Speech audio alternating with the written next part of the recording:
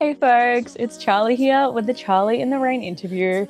As you know, I love my Aussie bands. I love singing like an Aussie act, and you're like, I know so soon this is going to be the act that everyone in the country is listening to and buying tickets to the shows and getting around.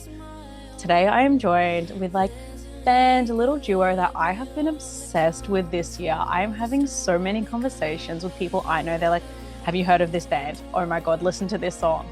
And I'm so excited to be chatting with them today. I'm joined today by Butterknife. How are y'all doing? Hi, we're good. Thanks for having us. Yes. Y'all have been like, y'all have been around for a while. Y'all have been doing this music thing, and I'm loving it. But Yeah. 2026 has sort of been like this year for y'all. So far, y'all are doing so many amazing things, and I am loving it. But we're here to chat today about your brand new single that's just come out. November Rain Yeah. is out everywhere now, and it's sort of like a step in a bit of a new direction for y'all. It's a bit groovier than what you've been doing before. I am frothing this. I love it. Can you tell us a little bit about November Rain? Oh, thank you. Well, yeah, this year we've kind of we took a bit of a break last year because we had some changes go on with the band and we were just writing and trying to like I guess figure out what we were going to do moving forward, and we were playing around with a bunch of different sounds because we felt like, now's the time to just have free reign and just do whatever feels right. And then so we kind of didn't really put any limits on it and just were trying to discover what we liked. And so we put out the first single of this year, Record Player. It's a bit more of like a acoustic, like really like upbeat, fun indie pop song. And then I felt like this one was more of like a darker but still kind of like whimsical sound. So it kind of like has a through line, but we felt like it kind of showcased the range that I feel like we have always had in our discography since the beginning. It's really cool with November Rain because we Grace and I went and watched the Moving Stills when they came to Newcastle last year, and then after that we were feeling really inspired and we went home and started messing around with stuff, and Grace came up with the November Rain melody, and I was just sitting there and we were like kind of like making the song, but like we were like mouthing it, like I was mouthing the drums in the original. I Yeah. just like these really fast tempo, just straight drums with the melody, and then Yeah, and I had the synth melody like straight away, like just from like coming up with it in like a voice note, and I still have the voice note, and I listened to it the other day and I was like, wow, it was fully there from like the start. but then we changed it because it was really straight and it was like really quick, and then it was like a week or two later Grace came over here and we were in like my music room, and then we like it kind of slowed it down but made it more groovy and took inspiration from Telenova and Tame Impala, and Grace came up with this really cool like distorted bass line, and the song like Yeah, and it built was itself around there. because that was like around the time I'd just gotten like a new synth that I was really excited to like learn. We got it. There's like in Newcastle, there's like a music shop that does like every year they call it the May the 4th sale at Muso's Corner, where like everyone lines up and like camps for days to get like the best deals. And I got this like Roland synth for like $300. And so I was like super keen to use that, and so that's kind of what propelled us into going a bit more synthy, I guess. Yeah.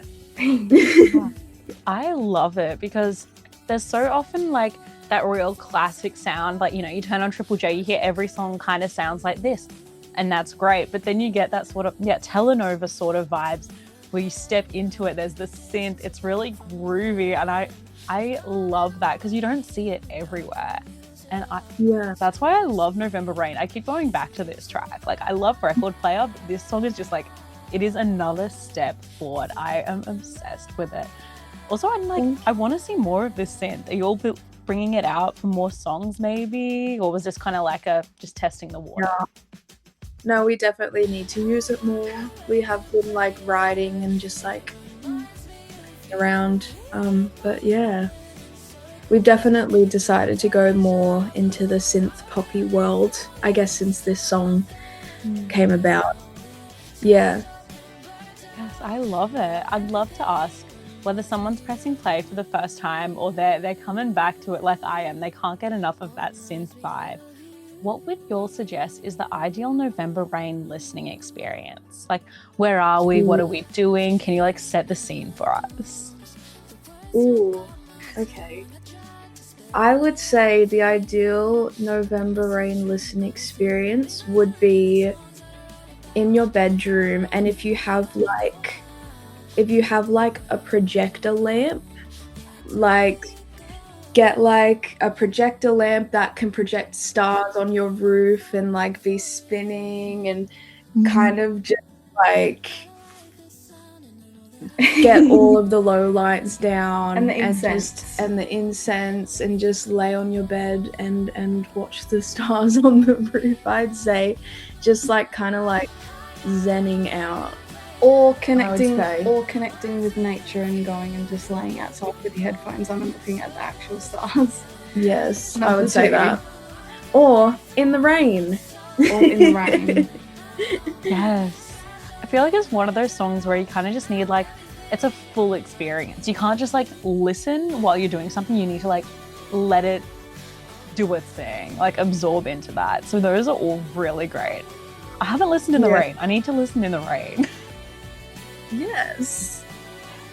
Do we need to save it like till November? Is it going to hit differently in that November rain, or like, is it a year round? It's definitely a year round. I mean, I wouldn't really say that it rains in November, if we're being honest. Yeah, fair point. I really don't know where that name comes from, because I literally, when I named it that, like I literally somehow just like slipped out when I was writing the lyrics to like use the word November rain. And super Gen Z of me, I actually, when I was writing, I didn't know that there was a Guns N' Roses song called November Rain. I didn't know that either, don't you? And so iconic, and like everyone that I've spoken to is like, Guns N' Roses, yeah. And so I was like, oh yeah, totally, that was intentional. Totally, but it really wasn't. It really wasn't. So yeah, it was just a coincidence. But then I feel like we like paid tribute to that when we posted our teaser video, and at the Guns N' Roses November Rain music video, we like kind of copied the intro of that with our teaser video, and it was like Grace sitting on the bed with this like blue lighting. Yeah. So it's kind of cool. Yeah. I love that. Oh, something that my friends like rip me to shreds about. I'm like, if it happened before I was born, probably not important. So I'm like, anything like musical pre-2005, I'm like, yeah, it's fine. If I need to know about it, I'll know about it. So y'all are introducing November Rain by Guns N' Roses to me. So I love that. Oh, yeah. Oh, I mentioned before, y'all have such like massive times coming up for y'all. I am like sitting here fangirling over these announcements you're making, because you have like the most packed schedule. Let me just drop some names here that you're playing like either upcoming insane shows with, or like you've just played some shows with, because these are all the people represented in these CDs behind me. You've got a show with Jack River coming up, who is just like an insane live act. I love seeing her live. Charlie, which is going to be so cool. You're playing with one of my local favorites, Millie McPherson. I did an interview with her last year, and I've been loving her album. You've recently just played with Selv, who I feel are like one of the most underrated bands in Australia right now, and they very much need more recognition because I love everything they do. You've played with Mac the Knife recently. Like, I'm seeing them live for the first time in like 2 weeks, and I cannot wait. This is insane. I love all of these support slots you all have been getting. How does it feel to sit back and be like, whoa, that's us. We're performing with these artists. Yeah, it feels awesome. It feels really, really, really cool. Like, the ones coming up, I'm like super stoked for. Like, yeah. Gotta soak it in. No, it feels really awesome because it's like I feel like the big shows are really amazing, and when those offers come through, it's like that hit of dopamine when you read it on your phone, like the email offer come through and you're like, oh my god, and it's so exciting. But there's also like the smaller shows are really exciting too, and I find that when you play the bigger shows, you learn from those artists, and then you go, oh, how could I, be better? And I don't know, as much as the big shows are really exciting, it's also really exciting when you do the smaller shows and you can take what you've learnt from the bigger shows and put it into the smaller ones. Like the smaller shows, like you end up like finding like bands and artists that you probably wouldn't have found any other way, and it's so amazing. Like we first were introduced to Selv in like 2024 when we did our first ever 23. No, it was 24. We did our first ever tour for our EP Lilith, and we went up to the Gold Coast and we had Selv headline for us, and at that point like we were just introduced to them, and I think they hadn't even like really gotten like the recognition that they are getting right now, and it was like we were like literally like entranced by them, like so obsessed. And then so to like come back and play with them again, like we were just like so excited, and then like after we played we were just like in the crowd knowing every single word to their songs. No, they are genuinely so amazing, and I agree. I always say to Grace, they need to be like, I want to see them on these huge, like they do get huge gigs, but like I want to see them on these huge festivals and getting pushed a lot more, because their sound is it's so consistent, but also it's fresh and consistent, but also so what's the word? It's professional and exciting, yeah. But I don't know, it sounds so good, the synth plays that they do, and their live show as well is so energetic, and it's just I don't know, they're amazing. I agree, they need to be a lot bigger. Yeah, and Charlie, I'm obsessed with Charlie because I'm a pop diva at heart. I really am. And I love Charlie. I remember saw her when G Flip played in Newcastle, and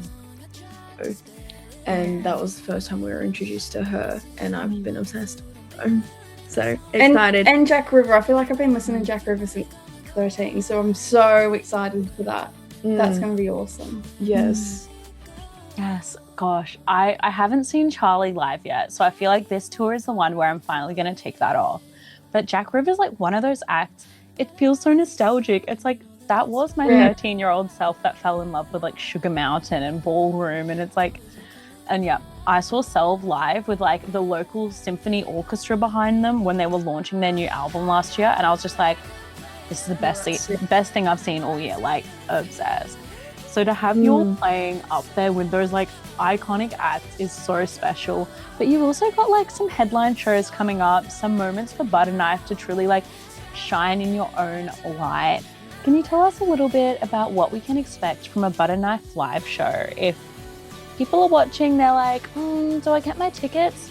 Yes, you do.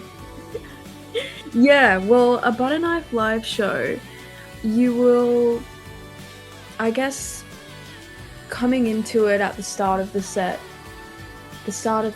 is never the same as the end of the set, because our discography, over such a long amount of time, we have gone through many phases and eras, and we have so many songs that like vary sound, that we kind of like to, when we do our live sets, like make sure that we're blending that energy, and we kind of have a thing where we start off with like the more like poppy, like indie pop, like soft vibe to like ease everyone into it, and then it's like a gradual descend into a bit more of a like exciting and like erupting sound with a bit more of our like rock stuff. So, there's a little bit of something for everyone, I'd say. Yeah. No, it's really cool. Yeah, a gradual build into I think we come out and we like, the first two songs that we do are like high energy, and then it kind of like goes down and then it comes back up again. It's really cool. I love shows when it's like peaks and valleys. Yeah. Yeah, it's like it's a full experience. You're not just like watching a band and like, oh yeah, I like that song, I'll dance along. No, you're going on the ride. That's so cool. Yeah. Yes, I can't wait to see you live. Come to Brisbane, come do a show for us, play these new tracks. Yeah. We gotta need to figure it out. We need to get our a struggling musician, we all know. We all know it's no secret. But that's a really genuine reality. Like, I remember, I think it was last year or maybe the year before, there was this big like thing where people like, this artist was like in the top 10 of the hottest 100 and now they work a retail job. It's like, yeah, like that's how music works in Australia. Yeah. No, it's really we started doing cover gigs on the down low so that we could get like a good amount of money doing that. So then I've been doing that to fund the band account and everything. Yeah, it's been really interesting doing that, like seeing the difference in like value that people give to original music and like sets. Like it kind of is a weird experience to do all of these shows with your original music.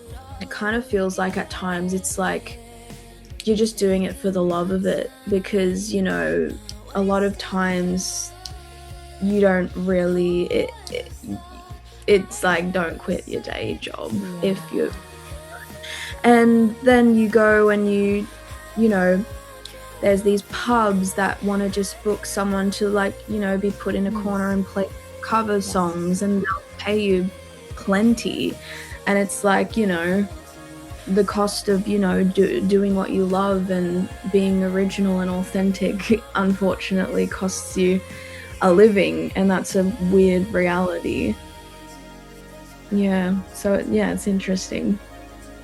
It's also just such a thing. I always think about it in like an Australian perspective, but it's everywhere. And it's like, you can't be creative full stop as your whole thing. Like, you can't spend your whole life being creative because there's no funding for it, and when there is, it's stretched amongst everyone.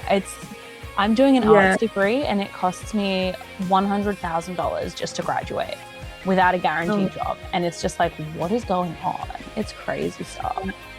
That is crazy. Yeah, I'm not thinking about it. That's a problem for another day. I do think though that we're both really lucky in the sense that I guess we do Butterknife, but we also have other, like I teach drums and Grace is a producer, so Grace gets to still make a living doing that, and I think we're lucky in that sense that we can still do what we love and get by with it. Yeah, I agree. But also Grace is an amazing producer, and I'm gonna pitch her because she won't pitch herself. Yeah. So. I love that you've both got these other outlets where you can do this. Do you think that really comes back? Like, do you take things from teaching drums and from being a producer back into Butterknife, and does that help you work on new stuff for Butterknife or like create new ideas, or can you really keep them like separate in your minds? Yeah, well, I definitely, being a producer like that, I produced all of the songs for Butterknife. It's the beginning, and so to me they're very woven together. I guess Butterknife was kind of a start into like finding that as a career path. Like I started out just fun and learning how to produce on Logic in my bedroom, and then finding that I really enjoy that process, and it's kind of stuck with me to do that for Butterknife, and I've gradually just like built my skills up through practice, and then started doing it for other people. And so I guess like having that be my career means that I'm doing it more frequently and like really like learning a lot through doing it. So then obviously I guess like with every song that Butterknife does, like I feel like it's great that I can constantly be evolving it actively in a way. Also, just like, I love the fact that we're getting non-male producers up and coming across the country, because it's such a thing. I see so many artists who are like, oh, like I wish I could work with like an all-female crew or an all like gender diverse crew. Oh, I just don't know any women who do it. I just don't know any non-males who do it. And I'm like, look around. There are so many like talented female and non-male producers that are popping up everywhere that I'm obsessed with. So advocate for yourself. Get in there. That's so cool that you're also doing everything for Butterknife, like all the production there as well. I love that. Yeah, thank you. Well, if anyone watching needs a female producer, hit me up. Yes, absolutely. I love that. And I want to ask you something we were talking about a bit before, how this has sort of been like a new chapter. This record player November Rain sort of releases are a new chapter for Butterknife. Is there anything we can expect this year that we may be able to hear about perchance? Is there some things we've got happening in motion that we can tease a little bit of? Oh, well, we definitely have another song coming after November Rain, which will be coming out quite soon. And to be totally frank and honest, we actually don't have a plan. Real. Like, we're just making music, and whatever we like, we'll put it out. But we've definitely, we got another single coming soon. That it is done. It is coming out. And then organising some shows for the end of the year, and just trying to reach as many people as possible. We want to be like growing our fan base and trying to build up a momentum again with just like, trying to, release consistently as much as we can and see where that takes us.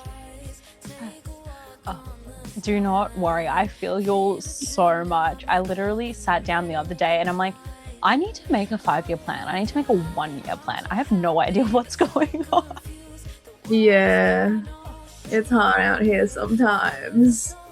I feel like you have so many ideas, but then you get trapped with the money again. Yeah.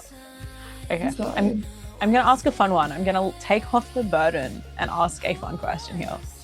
Okay.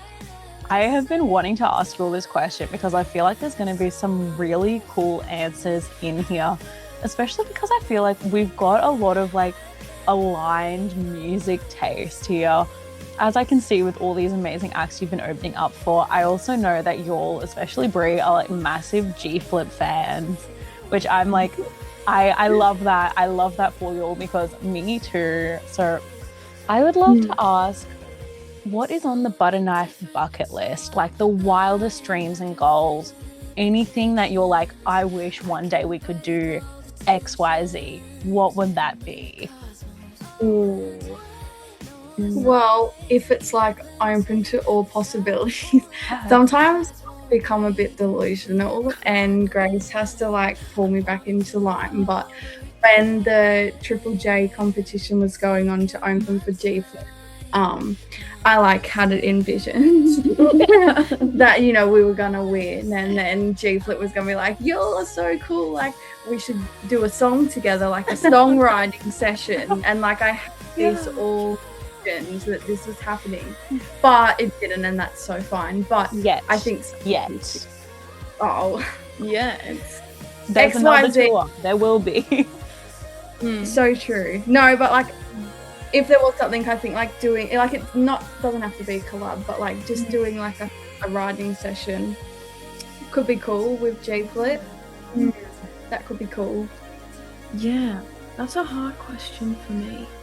I would say probably.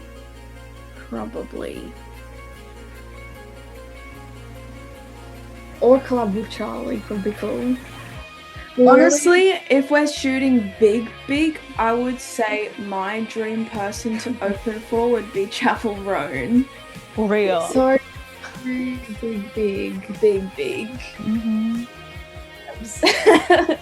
Or like, I don't know, like even just like there's like behind the scenes things that I like strive for, and like things like to do with like opening for other artists and stuff, like, but behind the scenes, like I always like I think a really cool goal is just like becoming acquainted with like people in the industry that you like really like have looked up to and admire. Like that's kind of a really cool feeling. Like even like opening for these people and like that we are now, and like getting to like meet them and like just like realize that they're like normal people that you can just have a chat with. Like that's like a really cool feeling. And so I guess a goal for me would be to like kind of be in a position where we can have that kind of rapport with like the people that we're like really looking up to now. If that makes sense. Yeah. I'd say that's goals. Be better friends with the industry. Yeah. So No, just artists. Yeah, no, that's a cool one. I feel like when we were doing it was actually a while ago, because I did do a drum cover of a G Flip song a while ago, and they started following me, and now like I post stories and I see that they've seen the stories, and I'm like, we are besties. Just like your random, I don't know, anything that I post on my story. So I think that's like really cool, because me, when I was 13 and had discovered G Flip, like, well, I still am, like that's like so huge. And like Grace said, opening for Charlie and Jack River and these artists that you have looked up to for so long, and then to just actually sit there and like let yourself feel the fact that we have worked to a point where we're now like, you know, in that circle. We're in that circle, being, you know, and opening bands for these artists is really, really cool. And I think sometimes you get so tunnel vision on, you know, the future and what you want to get in the future, but you have to pull yourself back down and go, well, look at where we are now, and actually be really appreciative of that. So, and I guess the other goal would be like, I feel like there is like at this point, there's a big focus on us being a support act, and these like really big artists, you know, it's so amazing that they see us as a good option. But I guess big long-term goals would be obviously to have, I guess, that same reputation for headliner shows, and being able to get to a point where we can like fill a pretty decent sized room, and I don't know, even go international, you know. Butterknife going Europe. Euro summer. No, I honestly, I can see you all up in those spots. I can see you all headlining. I can see you all just hanging out backstage at these like massive festivals with these massive artists. Because you're doing it, you're in there. These artists are seeing you. So you're on that grind already. And I love that for you all. But I'd love to ask, how can we best support you to help get you up to those spots, to help get that like headline European tour in motion? What's the best way that us fans can get our love to you and show you our support? I would say, you know, just show up to the shows, I guess, is the best way to support, you know. Buy some merch. We don't have it now, but it's in the works. So hopefully in the shows coming up we'll have some merch. That's always a good way to support. You know, streaming the songs, sharing the song, you know. Honestly, a great way to support in this day and age on social media is make silly little TikToks to our songs. Start a trend. Get it trending. Yeah, I'd say those are the best ways to support us.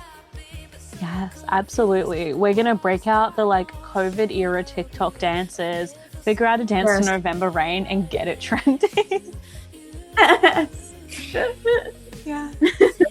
Oh, I really hope that happens. Please, someone do that. I have no dance skills, otherwise I would try my hardest. Or do like an edit to like a really big like TV show fandom. That'd take us over the line. I have a secret. I actually there's an unreleased song that we made, and it was a very like rough demo. It was a rough demo, and at the time I'd been watching Heated Rivalry, Did you make a heated rivalry edit?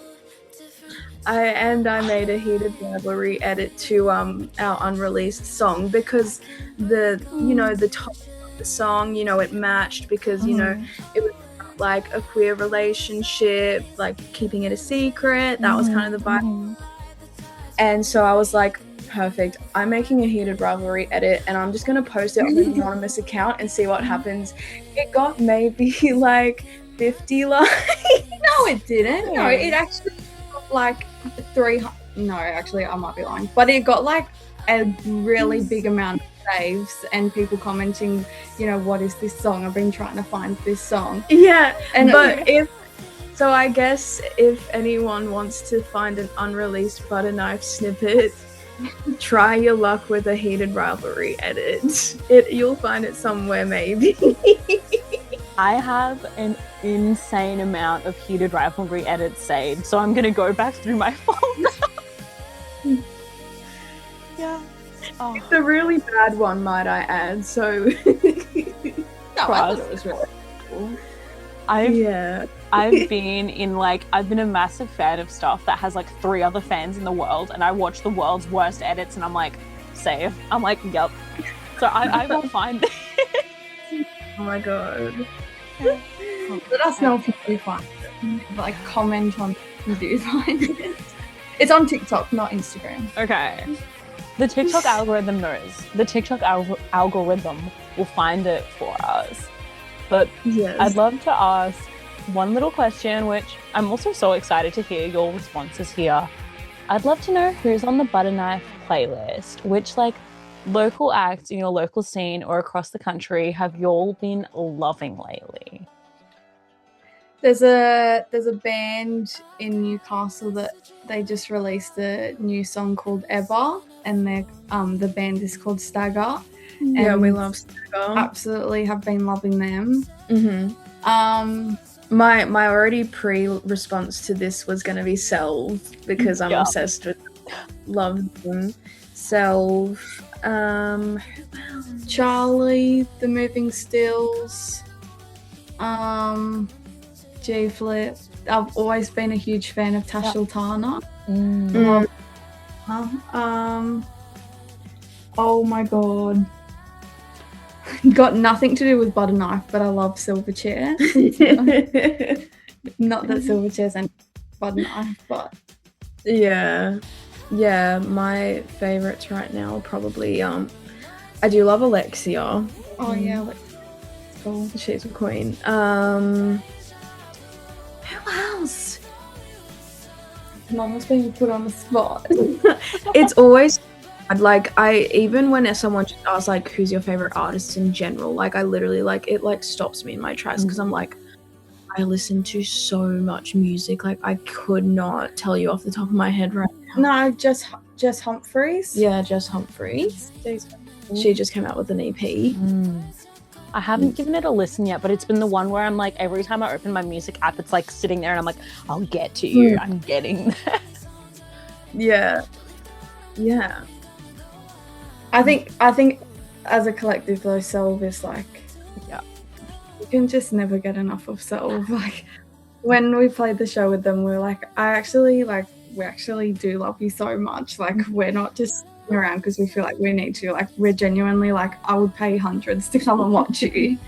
Do we have favorite Self songs? Because I love to know. I think my favorite is probably Leading Man Lost off the new album. I love it. That's my favorite. My favorite is Natural Born Killer. Yeah. I don't know about that song. I've heard it live twice and it just it just hits way too hard. It scratches the brain. It's like, whoa, okay. I love that. Yeah. Also, I think it's William Dafoe, I think it's called. Yeah, Willem Dafoe, yeah. This really The Lockie Horror Picture Show. Yes. I love them all. They're literally all the songs are bangers. Local album of the year. Real. I think it ended up being my second favorite album of the year because Merpire's Milk Pool, that just when an album lines up with what you're going through and you're just like, how did they know? But yeah, Yeah. that was it. Selv had my second favorite album of the year. I love it. Yeah. I could geek out about them for hours, but I want to say a big thank you for making the time to chat all things November Rain.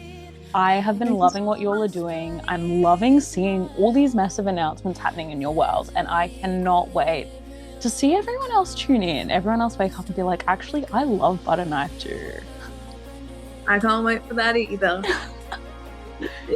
Thank you so much. Thank you so much for having us. It's been really nice chatting.